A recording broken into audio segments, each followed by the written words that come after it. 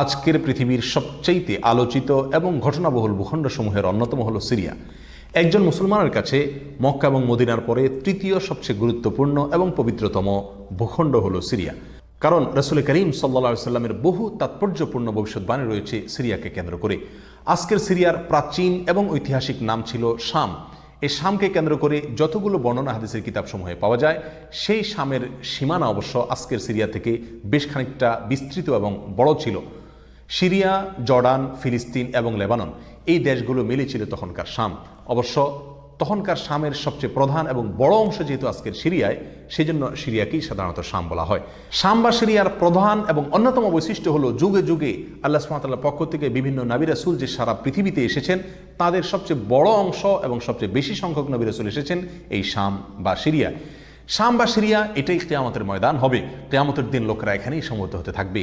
এর বাইরেও শাম বা সিরিয়া প্রসঙ্গে রাসূল করিম সাল্লাল্লাহু আলাইহি ওয়াসাল্লামের আরও অনেক গুরুত্বপূর্ণ মন্তব্য এবং বক্তব্য রয়েছে। সামান্য কয়েকটি বক্তব্য আজ আপনাদের সম্মুখে আমরা পেশ করতে চাই। তার মধ্যে এক নম্বর হলো সহিহ বুখারীতে বর্ণিত হয়েছে, নবী আলাইহিস সালাতু ওয়াস সালাম বলেছেন, লা তাযালু তায়ফাতুম মিন উম্মতি মানসুরিন লা ইয়াদুররুহুম মান খাযালাহুম হাত্তা তাকুমাস সাআহ। অর্থাৎ আমার উম্মতের মধ্যে একটা বিশেষ শ্রেণী, বিশেষ কিছু লোক থাকবে, একটা দল থাকবে যারা সত্যের পক্ষে লড়াই করতে থাকবে, আল্লাহর সাহায্য তাদের সঙ্গে থাকবে এবং তারা এই সত্যের পক্ষের লড়াইকে অব্যাহত রাখবে কিয়ামত কায়েম হওয়া পর্যন্ত। তাদেরকে যারা পর্যদস্ত করতে চায়, অপমান করতে চায়, ক্ষতি করতে চায়, তাদের কেউই তাদের কোনো ক্ষতি করতে পারবে না।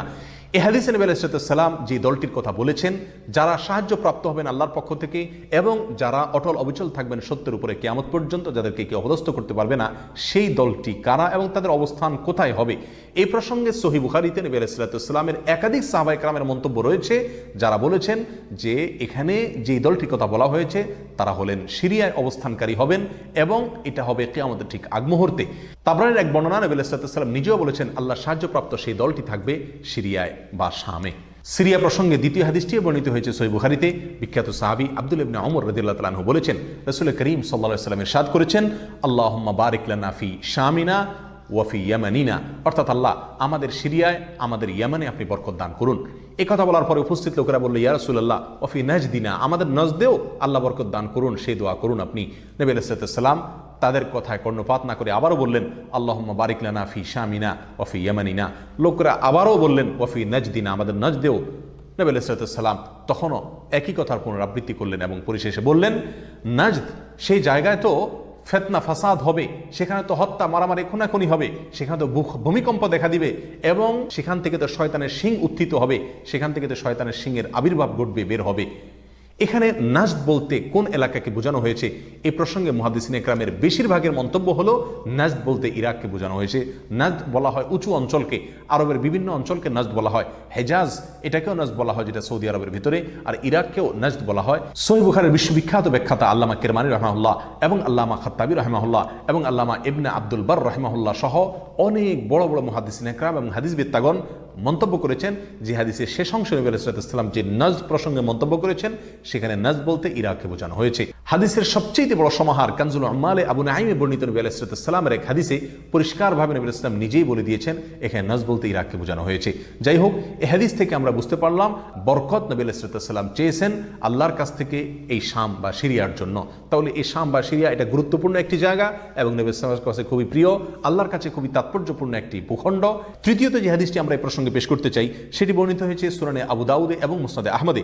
নবী আলাইহিস সালাম থেকে বর্ণনা করেছেন আব্দুল্লাহ ইবনে হাওয়ালা রাদিয়াল্লাহু তাআলা আনহু, তিনি বলেন যে রাসূল করিম সাল্লাল্লাহু আলাইহি ওয়াসাল্লাম আমাকে বলেছেন, দেখো যখন তুমি দেখবে যে খেলাফত পবিত্র ভূমিতে অবতরণ করেছে, নেমেছে, এসেছে, প্রতিষ্ঠিত হয়েছে, তখন তুমি ধরে নিবে যে কিয়ামত খুবই সন্নিকটে এসে গেছে।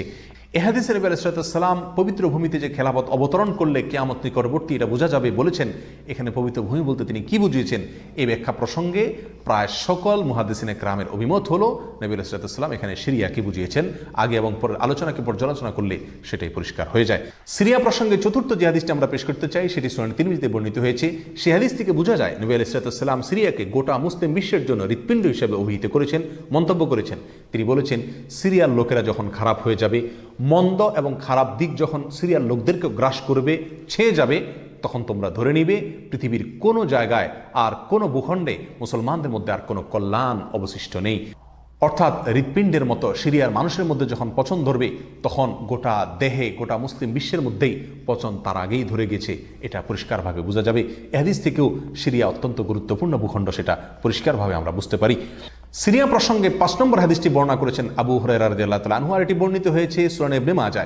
নবী আলাইহিস সালাম বলেছেন, একটা সময় আসবে যখন গোটা বিশ্বে বড় বড় যুদ্ধ বিগ্রহ সংগঠিত হবে, বিশ্বজুড়ে যখন বড় বড় যুদ্ধ দেখা দিবে, তখন মাওয়ালিদের অর্থাৎ নওমুসলিমদের একটি দল আল্লাহর পক্ষে, সত্যের পক্ষে, আল্লাহর দ্বীনের জন্য লড়াই করতে থাকবে এবং তখনকার আধুনিক যত অস্ত্রশস্ত্র এগুলিতে তারা সজ্জিত থাকবেন এবং সত্যের পক্ষে লড়াই করতে থাকবেন।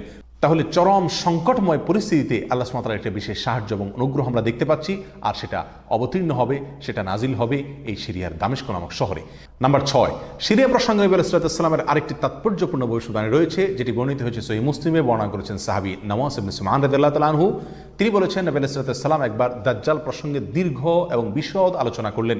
একটা পর্যায়ে এসে তিনি বললেন, কিয়ামতের পূর্বে আল্লাহর নবী ঈসা আলাইহিস সালাম যে আসমান থেকে অবতরণ করবেন পৃথিবীতে, তিনি অবতরণ করবেন মূলত সিরিয়ার দামেস্ক নামক শহরের, বর্তমান যে রাজধানী সেই দামেস্ক শহরের পূর্ব অঞ্চলের একটি উঁচু এবং সাদা মিনারায় তিনি অবতরণ করে দুনিয়াতে আসবেন।